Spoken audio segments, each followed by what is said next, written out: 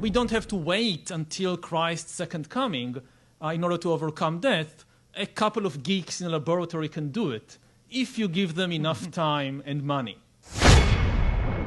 You have a lovely passage where you say, looking at the world today, God seems to be making a comeback, but this is a mirage. God is dead. It just takes a while to get rid of the body.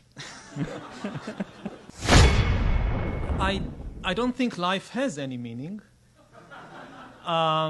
So in that sense, it's not a strong counter-argument. I know that many religions and philosophies have based the meaning of life on death and what happens after death, but I think these are all fictional stories that people have invented through history. They are not the truth.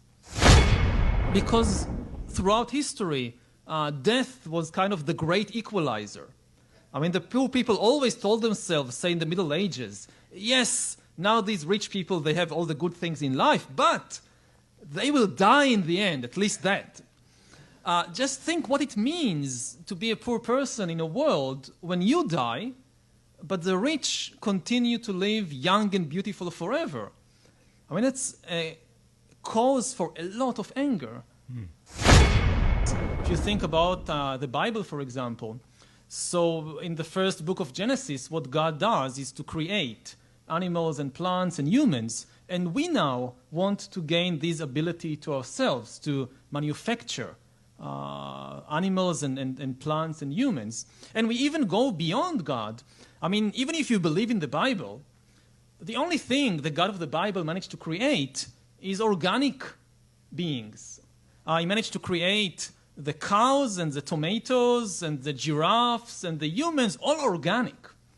Now we try to go beyond the God of the Bible and create inorganic life, something he never managed to do, either according to the Bible or according to biology. For 4 billion years, all of life was organic, and now we want to create inorganic life. That's really, divinity is not far enough to describe what we are trying to do. The soul and the afterlife and things like that, the main task of God was to ensure agricultural production and victory in war. If you read really the Hebrew Bible, the Old Testament, it's all about agricultural production. It's about rain, it's about pestilence, it's about fertility. And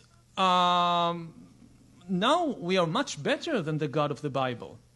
I mean, in the Bible you have these recurring droughts, that the people of Israel do something wrong, gods become angry, drought, no water.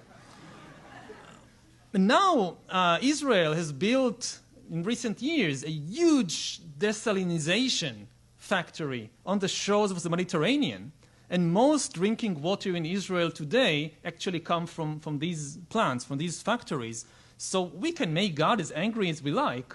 I mean, he can stop the rains. We don't care. We still have water because science has managed to go way beyond the expectations of the ancient Hebrews. I think the most interesting place today from a religious perspective is Silicon Valley. My bet is this is where the new religions of the 21st century are being created, will be created, and these will be kind of techno-religions, religions based on technology, religions that make all the old promises of Christianity and Judaism and Hinduism and so forth. They will also promise happiness and prosperity and justice and even eternal life, but here on earth with the help of technology and not after we die, with the help of superhuman beings. And in a way, I would say that we've already seen the first big techno-religion in history in previous century, and this was socialism. Nationalism breeds conflict and war with other nations. It's still a danger in the 21st century, but in the 21st century, the much bigger danger is that nationalism will prevent us from countering the global challenges that characterize this century. There is no nationalist answer to global warming. You cannot solve it on a national basis, which is why nationalists, at least sometimes, tend just to deny the problem. There is no global warming. And similarly with disruptive technologies, like bioengineering or artificial intelligence, you cannot confront these problems on a national basis. If you have a ban in the US on genetic engineering humans, it won't be effective if China or Korea is not on board. And very quickly, the US will break its own ban because nobody would like to stay behind.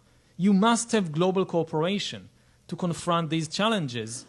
And this is why I think nationalism in the present context is very problematic and dangerous. It doesn't mean that we won't go along that path. Humans don't always do the right thing. So the 21st century might revolve around the fears and problems and hopes of a new massive useless class. People who are useless not from the viewpoint of their mother or children, but useless from the viewpoint of the political and economic system.